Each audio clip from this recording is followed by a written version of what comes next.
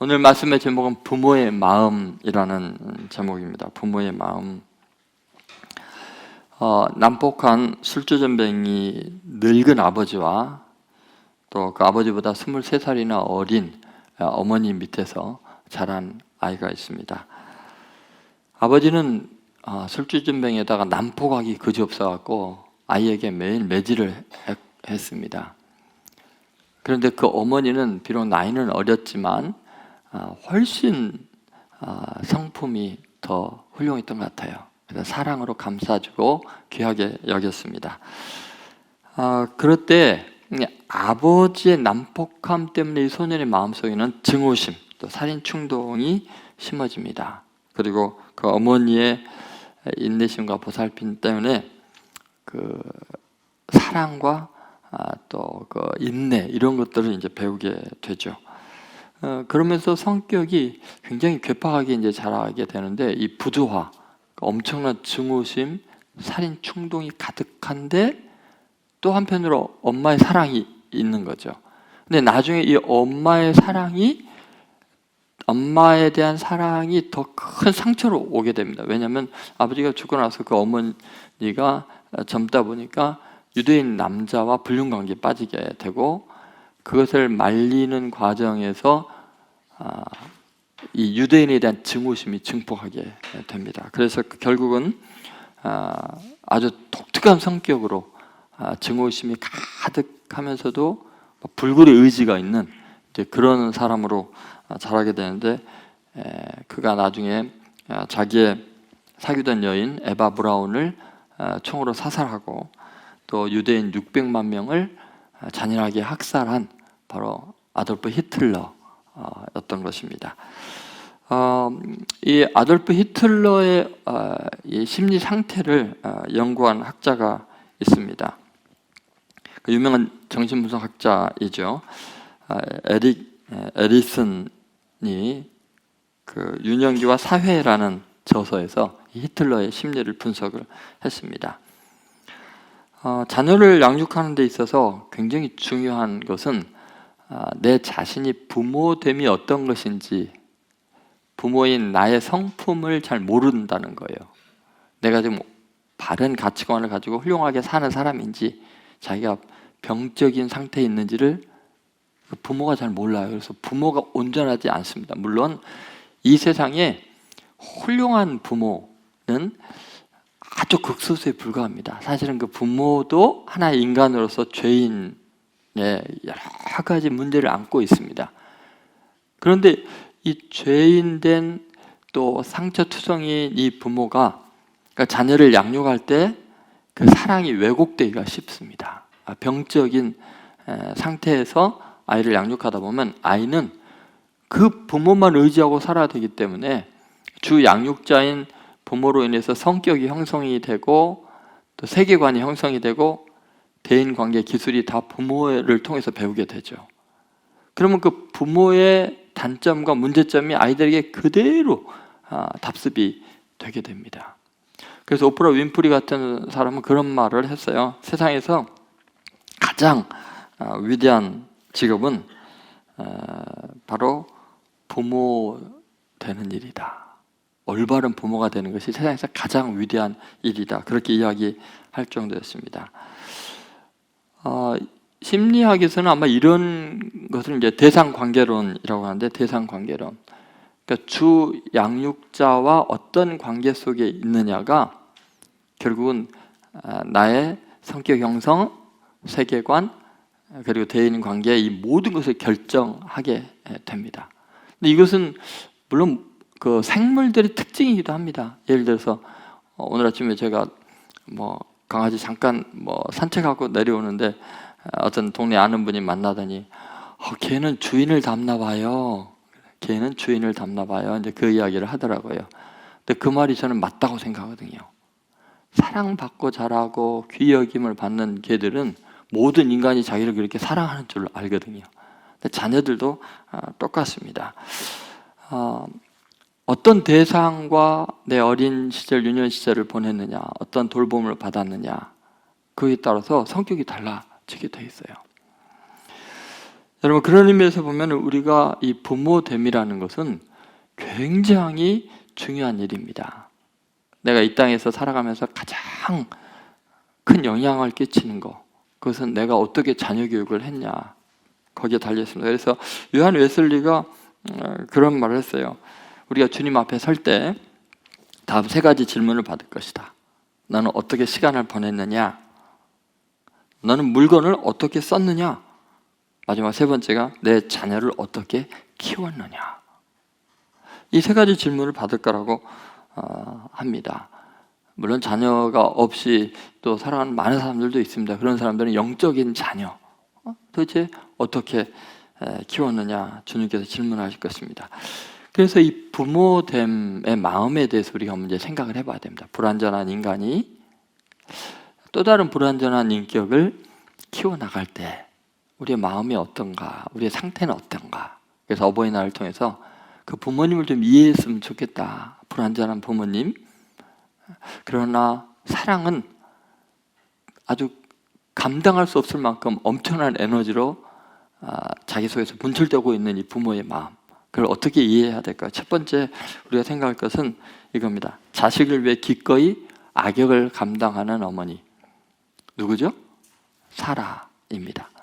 여러분, 부모됨에 굉장히 놀라운 것 중에 하나는 뭐냐면요, 그렇게 착했던 사람이 부모가 되면 모질어지고요, 정말 엄청난 힘이 나오고요, 저는 딴 사람이 될 수도 있습니다. 자식을 보호하기 위해서. 자식을 위해서라면요 악역도 감당합니다. 사실 사라는 여러분이 알다시피 진짜 아름다운 여인이었죠. 그녀가 65세 때도 이집트의 왕이 반해가지고 데려갈 정도로 아름다운 여인이었습니다. 더구나 그 아름다운 외모에 마음 성품이 너무너무나 온화했어요. 그래서 남편의 말에 거역한 적이 없을 정도로 그렇게 순종적인 여인이었습니다. 심지어 남편이 자신의 안정과 부를 위해서 사라를 거의 인신매매하는 것처럼 취급을 하는데, 물론 고대 당시에는 많이 그랬습니다만 그럴지라도 그 남편에게 한마디 반항을 안 하고 순종할 정도로 자기 자신을 내려놓고 가정을 생각하고 남편을 생각하고 그랬던 정말 온화한 여인이었습니다. 근데 여러분, 오늘 본문을 우리가 읽으면서 그런 사라는 온데간데 없죠. 정말 독한 여자를 만나는 느낌이 들지 않습니까? 도대체 왜 그럴까요? 자, 한번 9절 10절에 나와 있는 이 사라의 돌변을, 그 현장을 보시기 바랍니다. 우리 한번 같이 읽겠습니다. 사라가 본즉 아브라함의 아들, 애굽 여인 하갈의 아들이 이삭을 놀리는지라 그가 아브라함에게 이르되 이 여종과 그 아들을 내쫓으라. 이 여종의 아들은 내 아들 이삭과 함께 기업을 얻지 못하리라 하므로. 여러분, 아브라함의 아들, 그 여종 하갈의 아들이라고 나왔잖아요. 아브라함의 아들이잖아요. 그리고 이 아이를 낳게 한 것은 자기가 여종을 아브라함에게 줘서 아이를 낳게 하라고 자기가 요청한 거 아니에요. 그런데 자기에게 자기의 아들 이삭이 태어나는 순간 그 아들의 앞길을 막거나 불안정하거나 방해하는 요소가 있는 것은 전부 다 제거합니다. 그래서 굉장히 의외의 반응을 하게 되는데, 그 아이가 광야로 쫓겨나면 죽을 수 있잖아요. 그 험악한 세상에서 다른 아이를 죽음으로 몰아넣을지라도 내 아들 안전해야 되고, 내 아들 놀림을 받아서는 안 되고, 내 아들 잘 돼야 된다고 생각하는 겁니다. 정상적인 판단이 불가능해집니다. 자식 앞에서 부모는 내 자식을 위해서라면요 악녀가 되는 것을 자처합니다. 그렇게 돌변할 수가 없습니다. 어머니의 이름으로 그녀는 순종적인 아내이기를 포기했습니다. 남편한테 대들고 요구하고 괴롭힙니다. 모정의 열정을 막을 수 있는 것은 세상에 어떤 것도 없습니다. 심지어 하나님께서도 이것 때문에 너무 괴로워하고 있는 아브라함에게 이렇게 말해요. 사라의 말을 들어라. 12절 볼까요? 자, 같이 읽겠습니다. 하나님이 아브라함에게 이르시되 내 아이나 내 여종으로 말미암아 근심하지 말고 사라가 내게 이른 말을 다 들으라. 이삭에서 나는 자라야 내 씨라 부를 것임이니라. 여러분, 어머니는 자식을 위해서라면 이건 하나님도 못 말릴 만큼 엄청난 열정과 에너지를 갖고 있는 거죠. 자기가 사랑하는 자식, 그것을 위해서 그래요. 다른 한편으로 생각해 보면요, 이런 겁니다. 그러면 사라에게 그 모성애를 주시는 하나님, 또 동물들도 보면요, 얼마 전에 이렇게 쓱 스쳐가면서 보니까 조금만 그 어미, 곰이 거대한 다른 수컷곰이 자기 새끼를 이렇게 잡아먹으려고 오니까 그 조그만 어미 곰이 얼마나 패독스럽게 끝까지 싸워갖고 자기보다 2배나 큰 그 수컷곰을 쫓아내더라고요. 모든 자연 만물에 하나님이 모성애를 심어주셨어요. 그건 뭐를 의미하냐면 하나님의 모성애예요. 하나님의 아버지의 사랑이 피조물 속에 들어가 있는 거예요. 뭐 펠리칸은 자기 새끼가 굶어 죽을 지경이 되면 자기 가슴살을 뜯어서 먹인다고 하잖아요. 그 펠리칸이 무슨 지혜가 있어서 그러겠어요? 하나님의 마음이, 아버지의 그 부성애가 만드신 만물 속에 심겨져 있는 줄로 믿습니다. 그러면 이제 생각해 보세요. 그런 하나님의 자식 사랑, 근데 유일한 외아들이 누구예요? 예수 그리스도 아니에요.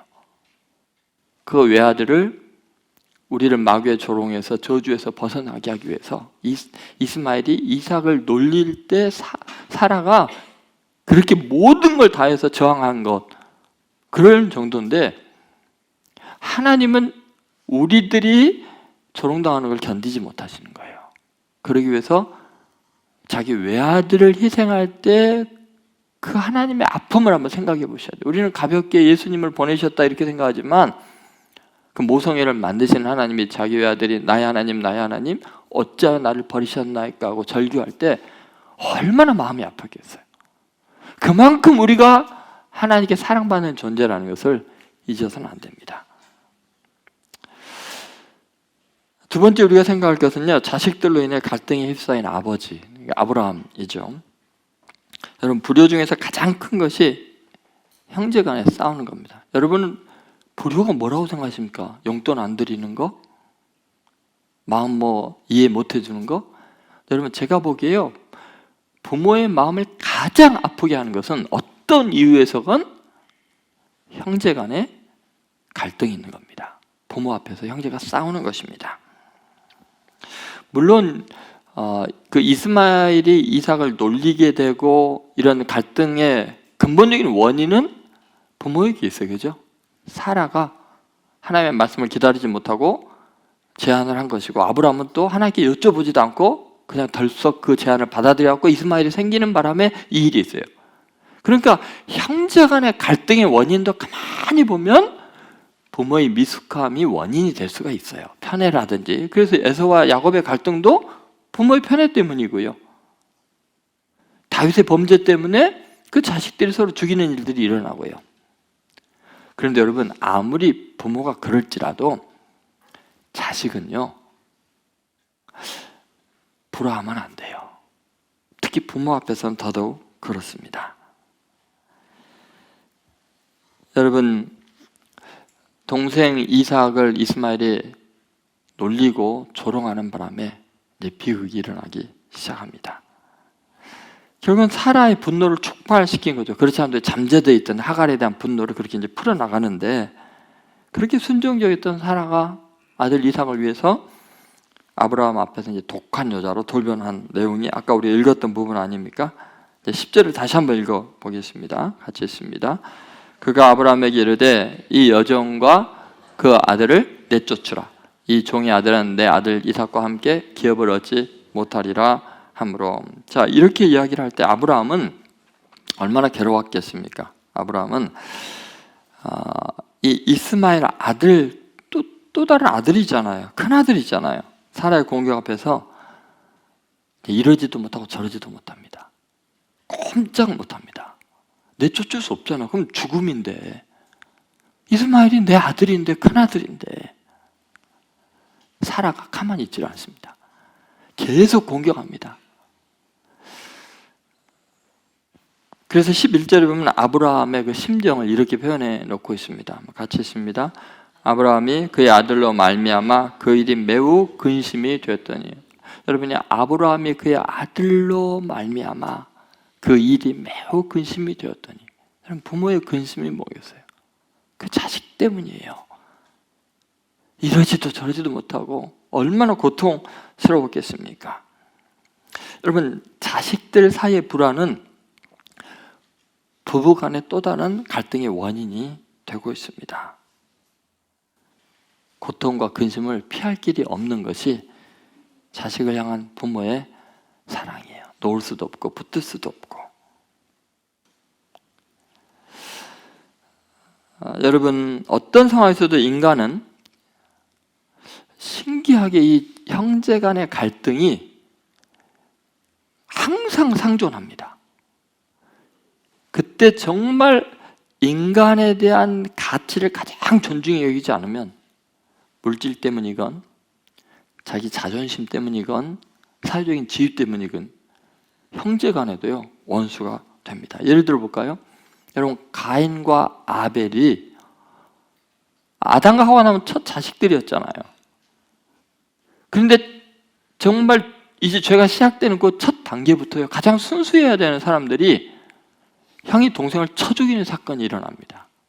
그때 아담과 하와의 심정이 어땠을까요? 형이 동생을 쳐 죽이는 것을 봐야 되는 그 심정이. 근데 여러분, 그 이유가 놀랍게도 영적인 이유였어요.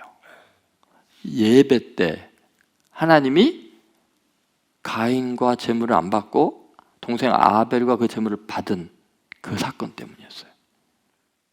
여러분, 형제 간의 갈등이라는 게요, 심지어 예배 때문에도 서로 죽일 수 있을 만큼 인간은 이 정도로 심각한 불화 속에 있는 거예요. 그래서 우리는 이 땅에 사명으로 사는데, 그 사명이 뭐냐면 화목하게 하는 직분을 받았다는 것을 잊어서는 안 돼요. 그리스도인은 그렇게 사는 사람들이에요. 이권을 챙기고 자기 것 다 누리는 사람이 아니라 화목하기 위해서 자기 것을 다 희생하는 사람들이어야 돼요. 그래서 고린도 후서 5장 17절에 새로운 피조물에 대한 이야기를 하고, 그 새로운 피조물은 화목하게 하는 직책을 맡았다, 그렇게 나오죠. 같이 17절부터 19절까지 같이 읽어보겠습니다. 그런즉 누구든지 그리스도 안에 있으면 새로운 피조물이라. 이전 것은 지나갔으니 보라 새 것이 되었도다. 모든 것이 하나님께로서 났으며 그가 그리스도로 말미암아 우리를 자기와 화목하게 하시고 또 우리에게 화목하게 하는 직분을 주셨으니 곧 하나님께서 그리스도 안에 계시사 세상을 자기와 화목하게 하시며 그들의 죄를 그들에게 돌리지 아니하시고 화목하게 하는 말씀을 우리에게 부탁하시나. 우리에게 뭘 부탁했어요? 화목하게 하는 말씀을.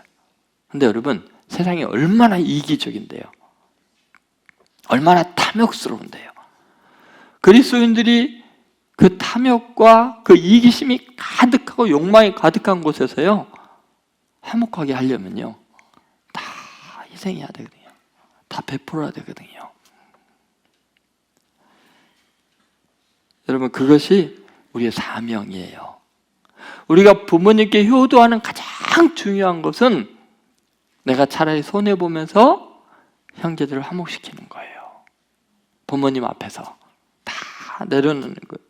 그게 효도지, 부모님께 더 많이 사드리고 뭐 내가 부모님께 다른 형제 중에서 제일 잘합니다 이런 게 아니라 다른 형제들을 품고 용서하는 거. 그러니까 여러분, 지금 부모님이 여러분 형제들 사이에 갈등하고 있는 걸 안다면 오늘 당장에 가서 회개하셔야 돼요. 이 자리에 회개하고 화해하셔야 돼요. 부모님과 식사 자리 마련하고서 형제간에 미안하다, 돈보다 너가 소중하고 내 자존심보다 너가 더 소중하고 우리 화목하게 지내자. 그것이 십자가 지는 거예요. 그게 예수 믿는 거예요. 화목하게 하는 사명으로 사는 거예요. 얼마나 이게 중요하냐면요, 창세기 처음 시작이 가인과 아벨의 그 형제간의 갈등이었잖아요. 창세기 맨 마지막이 요셉과 형들의 갈등이었잖아요. 하나님은 헤어지고 갈등 가운데 있는 걸 용납지 않으세요. 반드시 만나게 하셔요. 7년 흉년과 그것을 통해서 형제들이 찾아와서 만나게 하고 눈물로 회개하고 그 창세기가 끝나요. 놀랍잖아요. 하나님 아버지의 마음이 뭔가를 여러분 생각해 보셔야 돼요. 가정에서 특히 여러분 형제간에 불화하면요, 그건 하나님 앞에 어마어마한 죄고 부모님에게 가슴에 못을 박는 거예요. 교회에서도 마찬가지고요. 저는 오늘 이 어버이 주일을 맞이해서 여러분이 정말 형제간에 화목하게 되는 최고의 효를 실행하는 여러분 되시기를 주의 이름으로 소망합니다. 마지막 세 번째는 이런 부모죠. 자식을 위하나 능력이 없는 어머니. 누구죠? 하갈이죠. 하갈. 여러분, 부모됨은 강렬한 사랑의 충동이거든요. 그런데 그것을 지키거나 이룩할 수 있는 능력이 부모에게는 없는 것이 아픔이에요. 하갈이 그런 경우죠. 자, 자식이 죽어가는데 손 쓸 방법이 없습니다.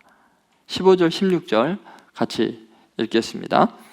가죽 부대에 물이 떨어진지라 그 자식을 관목덤불 아래에 두고 이르되 아이가 죽는 것을 참아 보지 못하겠다 하고 화살 한바탕 거리에 떨어져 마주 앉아 바라보며 소리내어 우니. 여러분 잘 보세요. 떨어진지라. 여러분 물질이 다 떨어지고 부모가 체력이 다 떨어져 소진돼서 건강이 허락지가 않아. 사회적으로 죄인들은 낙인이 찍혀서 명예가 다 떨어졌어요. 자식 도와주는 게 아니라 자식에게 해가 돼요. 떨어진지라 그 자식을 관목덤불 아래에 두고 거리감을 자식과 둘 수밖에 없어요. 그리고 차마 죽어가는 꼴을 못 보고 아무것도 도울 능력이 없는, 물 한 방울 없는 내가 그 자식을 해줄 것이 없어요. 그래서 할 수 있는 것이 통곡하는 거죠. 엉엉 소리내서 자식 대신 우는 거죠. 그런데 여러분 놀라운 일이 있습니다. 우리 하나님 아버지께서 하갈에게 없는 남편 역할을 해줘요. 이스마엘의 아버지 역할을 해주셔요. 그 부족함을 하나님이 다 메꿔주십니다. 아니, 우리 하나님만이 우리 모두의 아버지세요. 우리 아버지 하나님의 놀라운 특징은 뭐냐면 사랑이 많으신데 능력이 무한하다는 거예요. 우리 부모들은 사랑은 많은데 능력이 없어요. 다른 세상 사람들은 능력은 많은데 나에 대한 사랑이 없어요. 근데 하나님은 사랑과 능력이 충만한 하나님입니다. 여러분, 우리를 위해서 모든 것을 희생할 수 있고 모든 걸 줄 수 있고 우리가 어떤 상태도 용납하시는 하나님 아버지의 그 마음을 헤아려야 돼요. 아버지의 마음을 조금이라도 이해한다면 하나님 아버지의 또 다른 자녀들을 공박하지 않을 거예요. 사라처럼 그렇게 쫓아내지 않을 거예요. 오늘 정말 하나님 아버지의 그 넓은 마음, 우리가 생각하는 데 훨씬 큰 마음, 나에게는 원수이지만 하나님 아버지에게는 또 다른 아픔의 자녀라는 것, 모두가 서로 사랑하고 화목함으로 말미암아 그 십자가의 용서로 하나님 아버지를 기쁘게 드리고 하나님에 대한 오해를 풀어드리기 위해서 복음을 증거하는 귀한 성도들 되시기를 주의 이름으로 축원드립니다.